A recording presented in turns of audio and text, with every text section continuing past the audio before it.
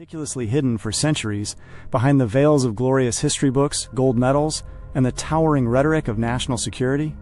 We claim to be a modern, sophisticated civilization, the torchbearers of human rights, democracy, and innovation. But if we were to scan the actual data records of humanity, our entire existence appears to be written in the blood of the innocent. This is a dark truth that the average citizen, amidst their daily comforts, rarely pauses to feel, yet it pulses through our very veins. This is the unfiltered, soul-shaking story of human history that will force you to question, is our entire progress actually built upon a mountain of corpses? From the moment the first primitive human marked their territory in the dust, to today's digital and nuclear age, a deep, cursed shadow has followed us like a ghost. And that shadow is war. This is no random act of nature. It is a highly organized global industry that has mortgaged the very soul of humanity. To measure the depth of this mystery, we must step outside the glitter of Silicon Valley or Wall Street and reopen the cold cases that time has tried to bury. In the scorching deserts of Sudan lies a place called Jebel Sahaba, arguably the oldest crime scene in the world. Here, archaeologists discovered 13,000-year-old human remains, and when the forensic analysis was conducted, the world was stunned. The 100-plus deep gashes from arrows, spears, and sharpened stones found on those 59 bodies were scientific proof that mass murder and ethnic cleansing were just as calculated back then, even before humans had fully mastered language. This was no accidental death. It was the first systematic war crime ever recorded in history. It proved that war is not a glitch of our modernity, but a genetic error that has only become more sophisticated and lethal as we evolved. As eras shifted, we moved from tribes to towering skyscrapers and emerged as global superpowers. But the irony is that our killing technology evolved with the same surgical precision. In 3000 BCE, on the parched earth of ancient Mesopotamia, the Lagash-Umma War, fought over a single irrigation canal and a patch of property, serves as evidence of how the blind hunger for resources and dominance taught us to commit genocide against our own kind. The inscriptions from that era still scream of how one ruler's ego ground thousands of innocent farmers and laborers into a meat grinder. From there, an infinite loop began that has not ceased for 5,000 years. The only difference is that spears have been replaced by stealth drones and cyber attacks. Pause for a moment and feel the suspense and terror that grips an ordinary citizen when the president appears on television to declare war. Think of the American Gold Star mother who sent her 19-year-old son to die in a Middle Eastern desert she had never even searched on Google Maps. Think of the Canadian veteran who returned from the battlefield, but whose eyes remain imprisoned in the dark shadows of post-traumatic stress disorder, PTSD, where every firework sounds like enemy fire. Is this merely a simple game of national interest, or is it a multi-trillion-dollar conspiracy? Western history books glorify names like Alexander, Caesar, and Napoleon as great leaders. But if their records were checked by today's International Criminal Court, ICC standards, they would be proven as nothing more than serial killers of millions of women and children. The Mongol invasion wiped out such a massive percentage of the global population that carbon levels actually plummeted. This wasn't a victory. It was a collective self-destruction of humanity that we celebrate as great conquests. The Industrial Revolution of the 18th and 19th centuries turned the face of war into something even more corporate and merciless. War was no longer about honor. It became the world's most profitable business model. Under the guise of colonialism, powers like Great Britain and France turned Africa and Asia into war zones just to keep their factories fed with raw materials and their vaults filled with gold. This was the era when human life began to be weighed solely by stock market figures. And today, we stand at the extreme point where silicon and nuclear physics have granted us a godlike destructive power that can turn this entire planet into cosmic dust in a matter of seconds. The shadows of Hiroshima and Nagasaki, etched permanently into stone walls, serve as a constant warning that intelligence hasn't made us great. It has made us an apex predator, hell-bent on exterminating its own species. A disturbing question arises, one that Sigmund Freud raised in his secret correspondence with Albert Einstein. Is this destructive nature actually hard-coded into our human DNA? Is there a bug in our system, a thanatos or death drive, that repeatedly pushes us toward suicidal conflicts? In this first phase of our 60-minute deep investigation, we have decoded that war is not an accidental disaster. It is a highly calculated international crime, often sold to us in the beautiful packaging of patriotism, democracy, and freedom. But behind that packaging lies a toxic truth. The real puppet masters are hidden in high-security boardrooms where global maps are used as chessboards and where humanity is merely collateral damage. As we move into the next phases of this documentary, we will unmask the invisible hands that give speeches about peace while their wealth grows every time missiles and assault rifles are delivered to a corner of the world. This is a thriller that will keep you awake at night, because until we understand the root of this global conspiracy, we can never save our children from this burning future. Have you ever stopped to wonder about the real price of the gasoline you pump into your SUV or the iPhone tucked in your pocket? It isn't just $4 a gallon. It is the blood of thousands of innocents. If war is an organized crime against humanity, then money and resources are the primary motives for that crime. In this segment, we unmask the national interest facade crafted in the closed boardrooms of the Pentagon or Wall Street, a mask that hides nothing but global greed. History stands as a cold piece of evidence that humans haven't committed the greatest massacres to satisfy hunger, but to fill their coffers. A piece of land, a gold mine, or the crude oil hidden beneath the ocean floor. These aren't just natural resources. They are the triggers that have repeatedly soaked the world map in blood. To understand the dark suspense of this economic warfare, we must look at the data that mainstream media often censors in the name of national security. What we call energy security in the modern era is, in fact, a new and high-tech form of resource colonization. Today's wars are fought not just for borders, but to establish a monopoly over supply chains and trade routes. If we open the 20th century history as a crime file, we find that oil has been the ultimate criminal of modern warfare. Recall the 1990 Gulf War. The world was told it was about saving a small nation from the tyranny of Saddam Hussein, but the investigative truth was that it was a strategic business move to control the black gold reserves. For American and Western powers, that war wasn't about democracy. It was about keeping global oil prices under their thumb. It was a calculated crime sold to the global audience as freedom. But this saga of greed isn't a modern invention. Looking back at the historical timeline, wars fought for gold wiped out entire civilizations. When Spanish conquistadors reached South America in the 16th century, their mission wasn't God, it was gold. Driven by the lust for El Dorado, they erased the Inca and Aztec civilizations from existence. It was history's first economic genocide, packaged in textbooks with the beautiful name of discovery. Similarly, the arrival of the British East India Company in India was the world's largest hostile takeover disguised as trade. They turned an entire subcontinent into a war zone for 200 years, just to seize trade routes for tea, opium, and spices. Human life held no value for them. The only value was the revenue flowing into London's banks every year. In today's digital era, the weapons of war have changed, but the logic remains the same. We now live in the age of rare earth minerals and semiconductor chips. The civil wars raging in countries like the Congo aren't fueled by great ideas, but by the cobalt and coltan used in your smartphones and electric vehicles. These are conflict minerals for which global corporations and arms dealers secretly supply weapons to local factions to ensure instability remains, allowing them to loot these resources for pennies. This is a shadow war with no official declaration, yet it claims the lives of thousands of children and laborers every year.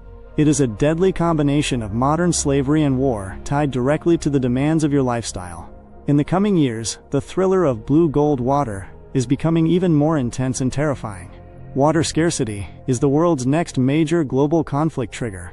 The rising tension between Egypt and Ethiopia over the Nile River is a warning that future wars won't be fought for flags, but for survival. Megadams and resource mapping conducted in the name of energy security are actually preparations for coming destruction. Superpowers are now increasing their military presence in unexplored regions where future treasures lie. Whether it is the oil under the melting Arctic ice or deep-sea minerals, the ultimate suspense and systemic crime here is that the people profiting from these wars never die on the front line. The CEOs and politicians of the military-industrial complex who pass trillion-dollar war budgets know very well that when a bomb drops, their stocks rise. War is not a disaster for them. It is a high-return investment. When a nation's infrastructure is destroyed in war, the multi-billion-dollar contract to rebuild it goes to the same corporations that sold the weapons for the bombardment. This is an infinite evil cycle of destruction and reconstruction built on the foundation of profit. The public is fed fake narratives of nationalism and patriotism to send their sons to die, while behind the scenes, the real game is about establishing a monopoly on resources. By the end of this phase, we must accept the bitter truth that economic greed is the high-octane engine of war that never cools down. Land, gold, oil, and now water. These are the pawns moved with cold-blooded precision on the grand chessboard of power. As long as our global economic system values natural resources over human life, every peace speech will remain a hollow PR stunt. As we move forward in this journey, we will see how this hunger for resources is camouflaged, using ideology and religion as a psychological weapon to divert public anger. This is a true crime thriller, where every fact points toward a new and powerful culprit. Can you see the invisible force that is more lethal than any hypersonic missile or stealth bomber? It is the power of an idea. If money and resources are the body of war, then ideology and religion are its dark soul, the force that transforms a cold-blooded massacre into a holy crusade. In this investigation, we dive into the depths of psychological warfare, where a human being's deepest convictions are weaponized to turn neighbors into mortal enemies. When two conflicting belief systems collide, it is no longer just a battle.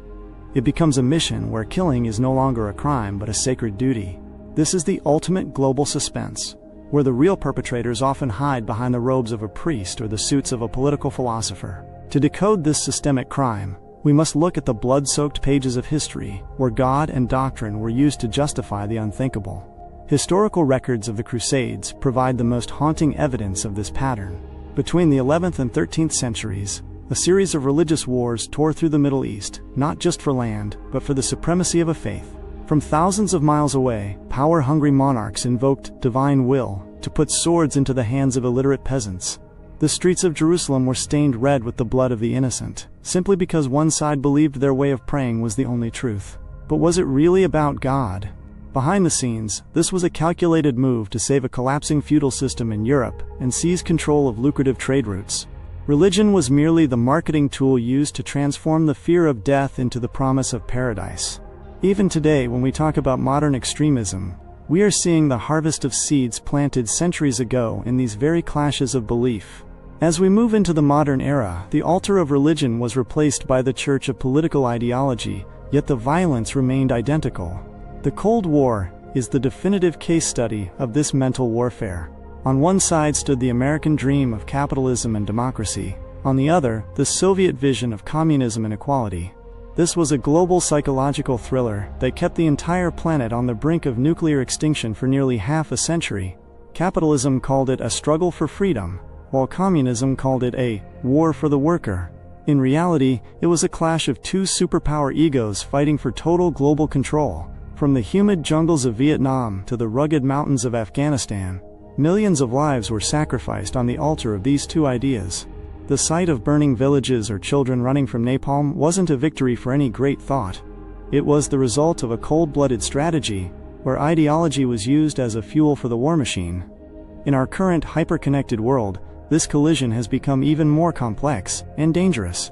War is no longer just East versus West, it has mutated into a toxic mix of identity politics and cultural superiority. Dropping bombs in the name of spreading democracy, or committing acts of terror in the name of religious values, are two sides of the same evil logic. When you convince a human being that their way of life or their faith is under existential threat, you create a human weapon. At that point, they don't need the lure of money or resources, they are ready to destroy others and themselves for a cause. This is the peak of psychological manipulation, where ethics and basic humanity are completely erased from the equation.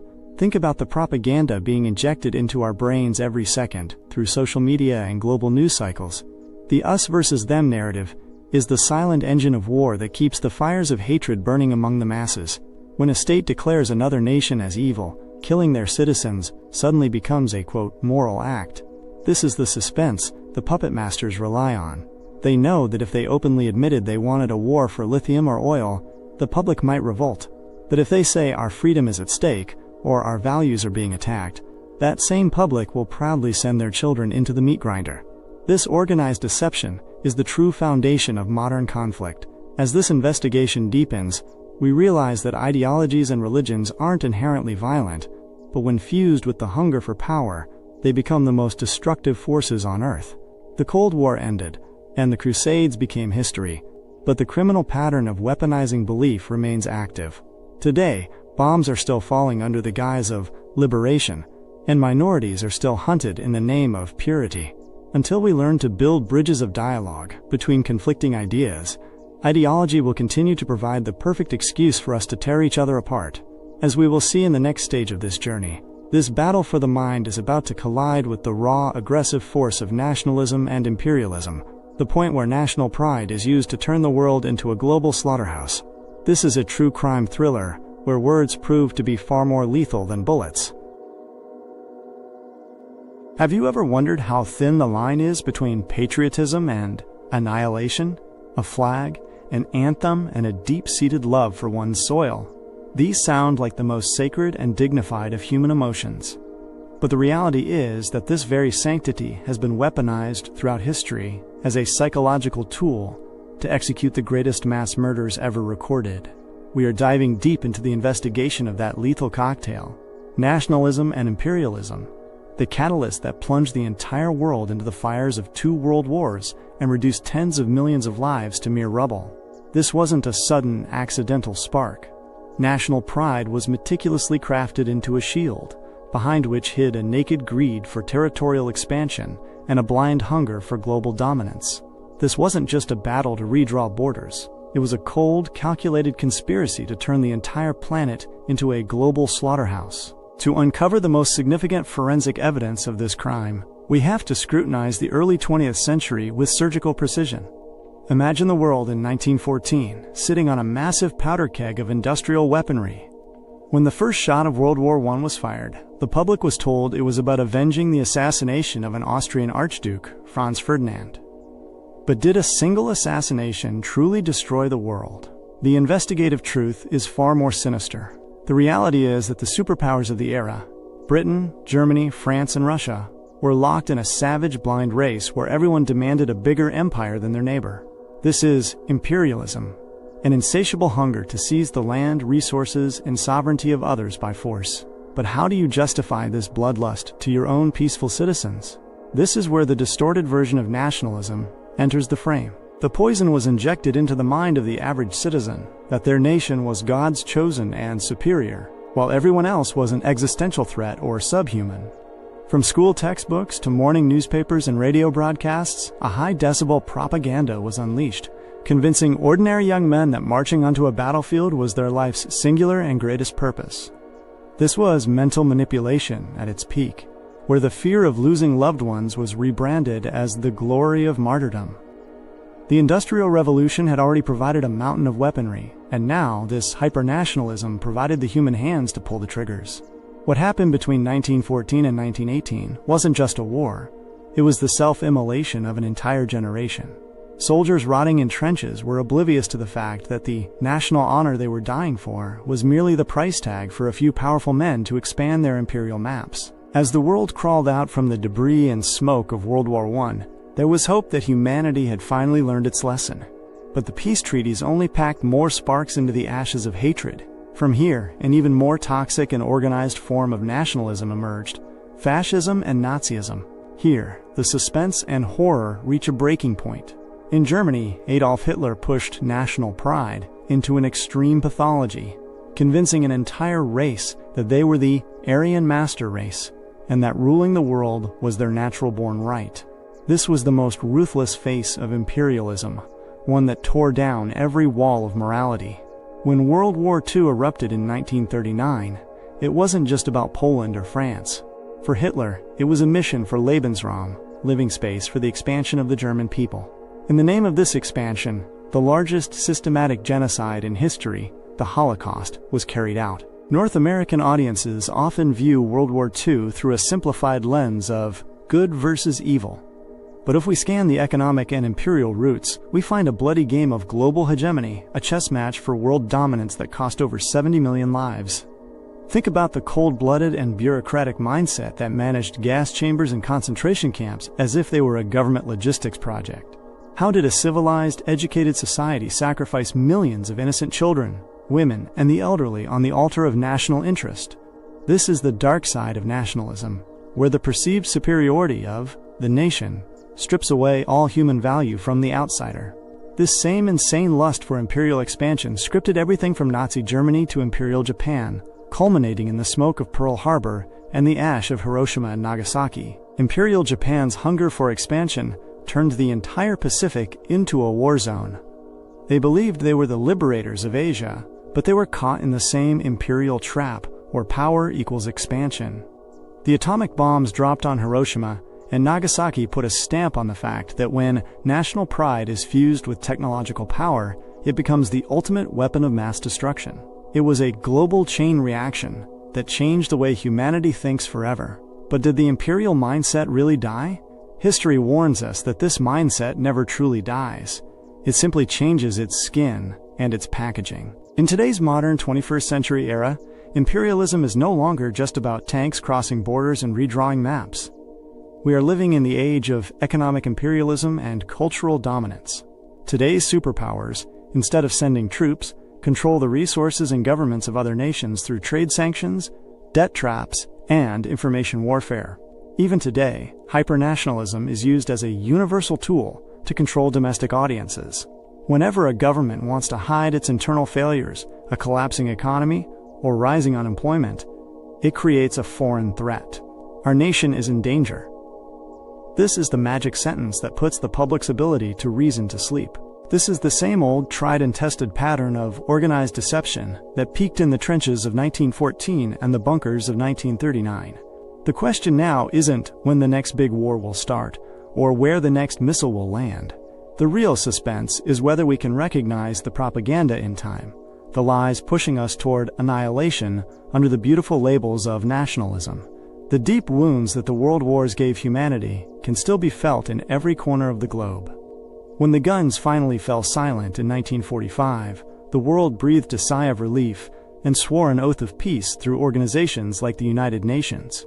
But behind the scenes, the very powers that won the war were already starting a new, even more complex and dangerous game to protect their imperial interests. A game where, instead of direct combat, the cold death of the Cold War and the strategies of proxy wars were being prepared, setting the stage to divide the world all over again. Have you ever looked at your tax returns or your country's annual budget through the lens of a detective? If you are a citizen of the United States or Canada, you might be shocked to realize that a massive portion of your hard-earned money isn't going towards schools, healthcare, or infrastructure, but into fueling a machine whose sole purpose is annihilation. We are talking about the military-industrial complex, an invisible, colossal ecosystem that prepares for war even in times of supposed peace. How does a nation prepare for conflict? It isn't just about putting uniforms on soldiers. It is a deep, systemic process of shifting an entire economy onto a war footing.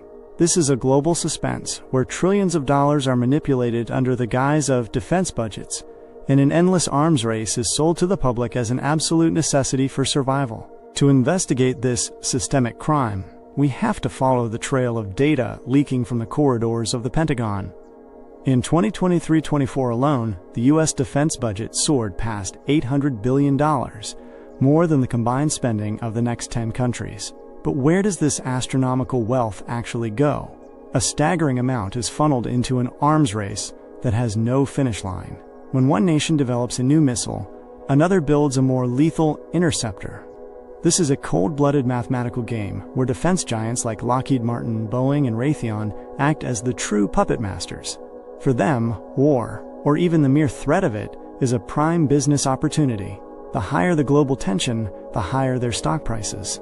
This is an infinite loop of profit from conflict that has turned the modern economy into a hostage of the war machine. The most chilling forensic proof lies in the nuclear arms race of the Cold War. The US and the Soviet Union built enough warheads to turn the entire planet into radioactive ash hundreds of times over. This was called MAD, Mutually Assured Destruction, a doctrine where peace was maintained only by the terrifying promise that, if you kill me, you die too. But what was the economic price of this madness? The entire Soviet economy eventually collapsed under the sheer weight of this arms race. Today, we see nations like North Korea starving their own citizens to pour every resource into a missile program. This is the ultimate resource misallocation, where guns are prioritized over butter. There is an even darker side to this preparation: the psychological weaponization of national security. Whenever a state wants to push through a massive hike in military spending, it manufactures an invisible enemy. The narrative of weapons of mass destruction, WMD, used before the 2003 Iraq War, remains history's greatest strategic deception. Intelligence was cherry-picked and distorted to convince the public that war was inevitable. The result? Trillions of dollars wasted and hundreds of thousands of lives lost, only for the world to discover there were no WMDs. It proves that the military complex often creates the very threats it claims to protect us from, just to justify its own existence. Think about the opportunity cost we pay to keep this machine alive. If only 10% of global military spending were redirected toward education or climate change, the face of the earth would transform. But the power elite cannot allow that. For them, the price of a single F-35 fighter jet, costing over $100 million, is worth more than 2,000 primary schools. This is moral bankruptcy on a global scale, where tools of destruction are marketed as symbols of progress. And the race isn't just on land or in the sky anymore. We have entered the era of space warfare and AI-powered autonomous weapons. Future wars will be fought by killer robots, where human life is reduced to a digital target on a screen. In this modern era, war preparation is happening with equal intensity in cyberspace. Nations aren't just buying tanks, they are weaponizing data and algorithms. Cyber espionage and digital sabotage are the new, invisible frontiers of combat. This silent warfare is happening around us every second, where power grids, banking servers, and communication networks are held hostage. This part of the preparation for war is something the average citizen never notices until their smartphone or power supply suddenly goes dark. As we conclude this stage of our deep dive, the bitter truth becomes clear. War is not an event that just happens. It is a product manufactured through years of labor and trillions of dollars in investment. The military machine has formatted our thinking to accept this arms race as normal. But as we move forward, we will see how these weapons and these preparations weren't always used in direct combat. Instead, they fueled the era of the Cold War and proxy conflicts, turning the entire globe into a permanent war zone, a game where superpowers never clash directly, but use the soil of smaller nations as their testing grounds. Have you ever stopped to wonder what the real face behind those shiny national security stats and trillion-dollar defense budgets actually looks like? Once the gears of the war machine are fully greased and ready, their final destination is always the same: the battlefield. There are no air-conditioned war rooms here, no sleek PowerPoint presentations. There is only mud, sweat, and the suffocating stench of cordite. In this investigation, we pull back the curtain on the cold reality that is often buried under the glorious, heroic scores of Hollywood movies. We are examining a transformation where war is no longer just about human courage, but has become a terrifying game of silicon chips and remote-controlled killing. This is the ultimate global suspense, where on one side you have the adrenaline-fueled terror of a soldier in a trench, and on the other, a drone pilot 7,000 miles away with a joystick in their hand. To grasp the true nature of this modern battlefield, we have to look at the modern evolution currently unfolding in places like Ukraine and Gaza. Close combat, the face-to-face struggle, is becoming a relic of the past. We have entered the era of autonomous warfare. FPV, first-person view. Drones have become the apex predators of the 21st century. Imagine the psychological toll on a soldier hiding in a trench, knowing that a $500 quadcopter hovering above has the absolute power to erase them. This is the peak of asymmetric warfare, where a multi-million-dollar main battle tank is hunted and destroyed by a cheap piece of consumer tech. It is a level of technological predation where war is determined more by battery life and signal jamming than by traditional bravery.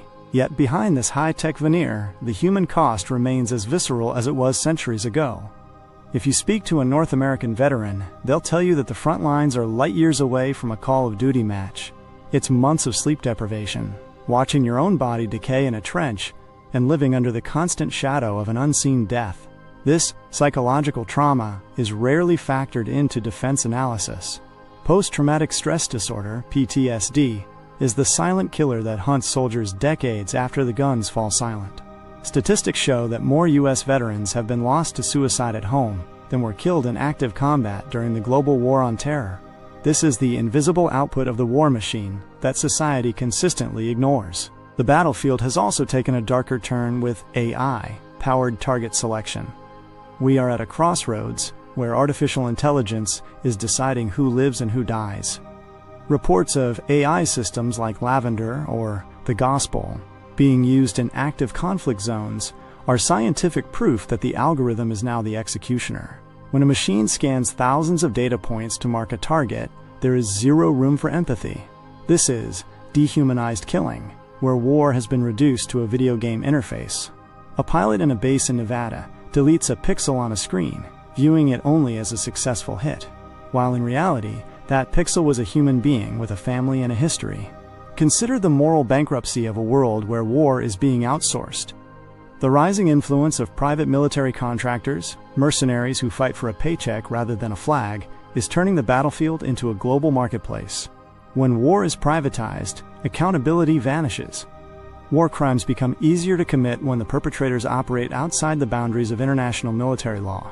This is the grim future of corporate warfare, where the objective isn't peace, but the extension of a contract to ensure continued profit. In today's theater of war, information is as much a weapon as a kinetic strike. Using electronic warfare to black out enemy communications, deepfakes to sow domestic chaos, and cyber attacks to cut off logistics are now standard operating procedures. The war often starts on servers long before the first bullet is fired. This invisible battlefield is active around us every second. We are moving toward a world of lethal autonomous weapons, laws, killer robots that decide when to fire without any human intervention. This is perhaps the greatest existential threat in human history. Once we hand the decision to kill over to a machine, there is no turning back. The military complex has convinced us that these smart weapons make war clean and precise, but the screams buried under the rubble tell a different story. The truth of war isn't found in patriotic slogans or technical specifications. It's found in the human suffering we dismiss as collateral damage. Even after the dust of technology settles, a world remains, a world of those on the other side of the fence who never picked up a weapon but pay the highest price of all. When we discuss the horrors of war, a massive question arises. Can there even be rules for a massacre? Is there any room for morality amidst the suffocating smoke of gunpowder? In this investigation, we decode the web of international law that the world knows as the Geneva Convention. This is a global suspense where oaths of peace are sworn on paper, but in reality, these rules are often only applied to the weak. We are analyzing a systemic failure where institutions like the United Nations, UN, have struggled, and often failed, to prevent the world from becoming a permanent war zone. The most significant forensic evidence in history is the 1949 Geneva Convention. Following the atrocities of World War II, nations established rules to protect those not involved in the fighting: wounded soldiers, prisoners of war, POWs, and civilians. Under these laws, attacking a hospital using chemical weapons or executing soldiers who have surrendered is classified as a war crime. But here's the investigative twist. The very powers responsible for enforcing these rules are often the ones violating them. When a superpower invades another nation, these conventions frequently become nothing more than dusty books on a library shelf. The true face of war crimes is visible in the conflicts of recent decades. For a North American audience, the most haunting example is the My Lai massacre during the Vietnam War, where unarmed villagers were slaughtered. Beyond that, the inhumane treatment of detainees at Abu Ghraib in Iraq, or the modern-day bombing of hospitals and residential blocks in Gaza and Ukraine, serves as a slap in the face to international humanitarian law. Here, the double standards of the power elite are laid bare. While the International Criminal Court, ICC, is quick to prosecute dictators from smaller African nations, the long arm of the law suddenly shrinks when it reaches for the leader of a global superpower. This is selective justice, where justice is for the defeated, not the victors. Now, let's talk about the institution marketed as the world's savior, the United Nations, UN. Established in 1945, it promised to save succeeding generations from the scourge of war. However, the data from the last 80 years tells a different story. The very structure of the UN Security Council is the root of its failure. The veto power held by the 5 permanent members, P5, the US, Russia, China, the UK, and France, has turned the organization into a political tool. Whenever a major crisis erupts that affects the interests of one of these five, they pull the veto trigger, paralyzing the entire process. The result? From Syria to Myanmar, genocides continue, while the world's largest peacekeeping body is reduced to expressing deep concern. Consider the budgetary hypocrisy. While the world's combined military budget is in the trillions, the UN frequently struggles with funding shortages. This is proof that for global governments, preparing for war is far more important than establishing, quote, peace. The blue helmets, UN peacekeepers, are often sent into areas where peace has already evaporated, and they frequently lack the authority to take effective action to protect the innocent. The 1994 Rwanda genocide remains the darkest chapter of this failure. Despite a UN presence, 800,000 people were slaughtered in mere weeks because there was no strategic interest for the superpowers to intervene. Another terrifying aspect of international law is, quote, asymmetric accountability. In today's era, proxy wars and state-sponsored groups have blurred the lines of engagement.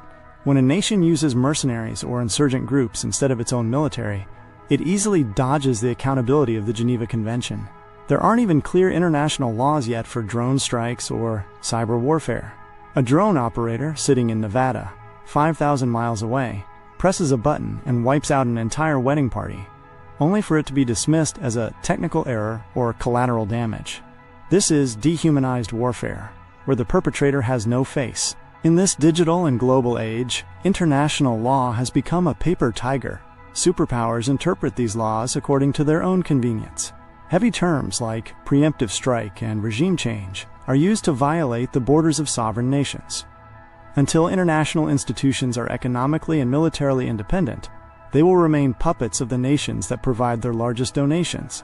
This is the peak of moral bankruptcy, where the world's policeman has become its biggest offender. The rules of war are often just a public relations exercise to keep the masses under the illusion that there is order in the world. The reality on the battlefield remains, might makes right. The military complex has turned international law into a shield that they wear or discard at their convenience. The highest price for this institutional failure is paid by the common person who doesn't even know the names of these grand institutions or their laws. When we discuss war, our focus is often hijacked by maps, missiles, and grand strategies. But have you ever stopped to look at the invisible face that cameras systematically ignore? This is the side of war where there are no winners, only victims. We're investigating a human tragedy that doesn't end when the ceasefire is signed. It haunts generations for decades. This is a psychological reality where a thriving family is transformed overnight into a faceless crowd of refugees. We are exposing the systemic cruelty where innocent civilians are buried under the cold clinical label of collateral damage. The most undeniable forensic evidence of this tragedy is the global refugee crisis. Today, over 110 million people are displaced from their homes. This isn't just a dry statistic. It is 110 million unfinished, broken stories. The images coming out of conflict zones like Syria and Afghanistan are soul-crushing. You've likely seen the photograph of Alan Kurdi, a small toddler whose lifeless body washed up on a Turkish beach. That child was not a soldier. He never picked up a weapon. He was simply a casualty of a great game, played by power-hungry elites in distant capital cities. When war begins, the definition of home evaporates. Packing your entire life into a single suitcase and stepping into a journey of total uncertainty is a form of psychological torture that words cannot fully capture. The second and deepest wound of war is the systematic destruction of the family unit. Investigative reports prove that war doesn't just kill bodies, it murders relationships. From Ukraine to Iraq, there are millions of mothers still waiting for sons who will never return. But the tragedy isn't limited to death. During forced separation, children are ripped away from their parents. In conflict zones, thousands of children wander alone, becoming easy prey for human traffickers and exploitation. This is the disintegration of the social fabric, a wound that takes centuries to heal. When a child watches their father being pulled from the rubble of their own home, their innocence is buried right there. This is the generational trauma that sows the seeds for future hatred and extremism. The atrocities committed against innocent civilians are the darkest chapters of this true crime. Evidence buried in war crimes files reveals how women and children are often used as weapons of war. History testifies that, in many instances, inhuman treatment was used as a deliberate military strategy to break the psychological spine of an entire society. This cold-blooded cruelty isn't restricted to any one side. When smart bombs fall on residential blocks, they don't distinguish between a sniper's nest and a primary school. The attack on the Kunduz hospital in Afghanistan is a chilling testament to this, where dozens of doctors and patients were burned alive, an event dismissed as a technical error. This is the level of dehumanization where a human life becomes nothing more than a footnote in a government report. The long-term sociological scars left by war are a bitter reality. Those who survive are often forced to live in a broken society. Poverty, famine, and the total collapse of healthcare push them toward a slow, agonizing death. Look at the situation in Yemen, described as the world's worst humanitarian crisis. A child dies every 10 minutes from hunger or preventable disease because the war has systematically annihilated the entire supply chain. This is a slow-motion massacre that mainstream media often fails to cover. When an entire generation grows up without education or nutrition, we aren't just losing a country, we are gambling with the future of humanity itself. Think about the moral decay that saturates a society during wartime. Hatred and violence are rebranded as nationalism to make them palatable. Neighbors who shared tea yesterday suddenly become bloodthirsty enemies today. This is the result of a mass brainwashing campaign, meticulously designed by the military machine. Propaganda is used to dehumanize the enemy so that killing them requires no hesitation. The moment we start viewing a person as a target or an objective, we lose our empathy.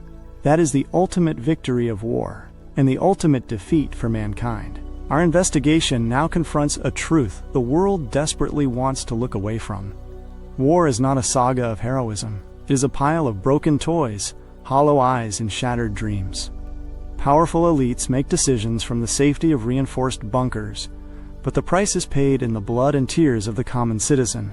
This human tragedy screams a single message: war is never necessary. It is always a selfish choice. Do you truly believe that when soldiers lay down their arms and peace treaties are signed, the war is over? If so, that is the greatest illusion of this century. The reality is that the true strike of war only begins when the headlines fade and the camera crews pack up and leave. We are investigating the invisible aftermath, a force that eats through a nation's economy like a parasite and leaves scars on the human psyche that no medicine can heal.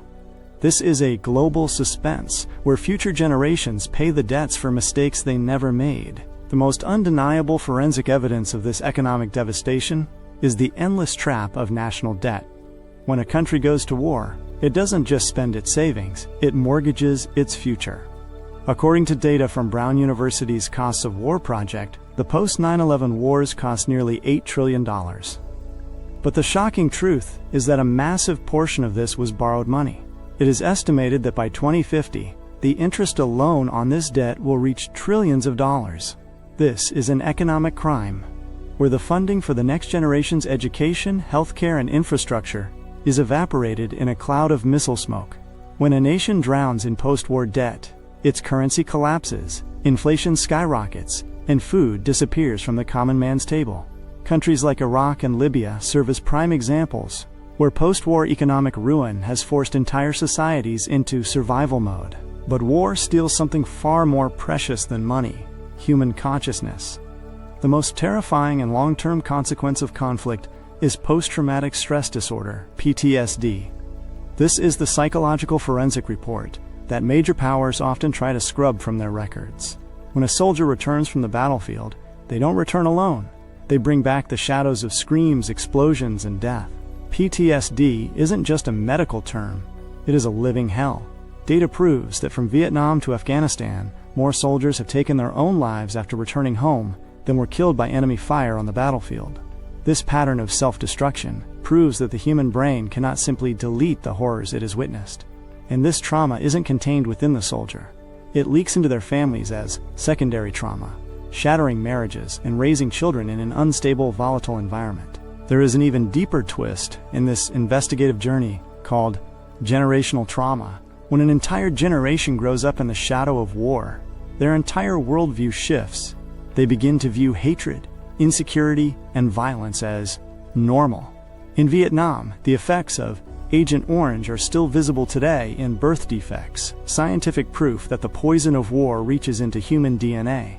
Similarly, children in the Middle East exhibit levels of toxic stress so high that their mental development is permanently stunted.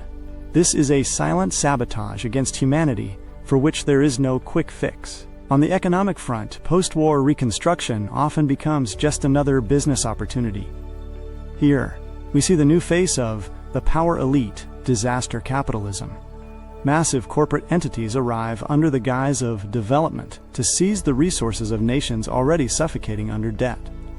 This is the modern form of economic imperialism. The very infrastructure destroyed by the war is rebuilt using loans from the same nations that dropped the bombs.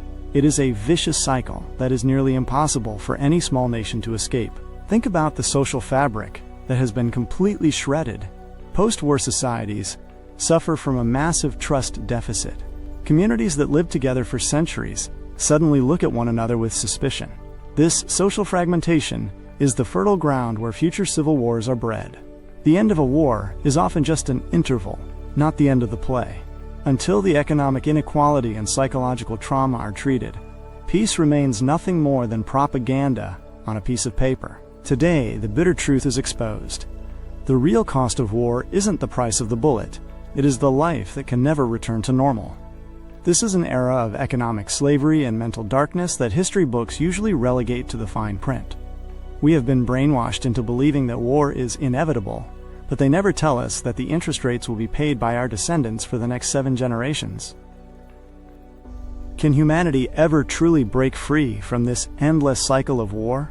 Or has peace simply become a brief interval between two conflicts? This conclusion is not just an ending, it is a final verdict on the system we have built. Here, we confront the bitter truths and the future possibilities that will determine whether the next generation breathes the scent of gunpowder or sleeps in the safety of lasting peace. The ultimate question is war part of our nature? Some argue that conflict is a natural part of human evolution, but a deep analysis of history says otherwise. War is not natural, it is designed. It is a calculated result of the ambitions of the power elite and the profits of arms dealers. If we want to stop this war machine, we must first redefine diplomacy and dialogue. Diplomacy isn't just about shaking hands at a table and signing papers. Its true meaning is understanding the insecurities of the other. In today's world, peace remains elusive because we aren't engaging in dialogue, we are delivering monologues. We don't speak to listen, we speak to defeat. The path to peace runs through education and empathy. We must protect future generations from the toxic forms of nationalism that teach them to see neighbors as enemies and hatred as heroism. Real bravery is not winning a war. It is preventing one from ever happening.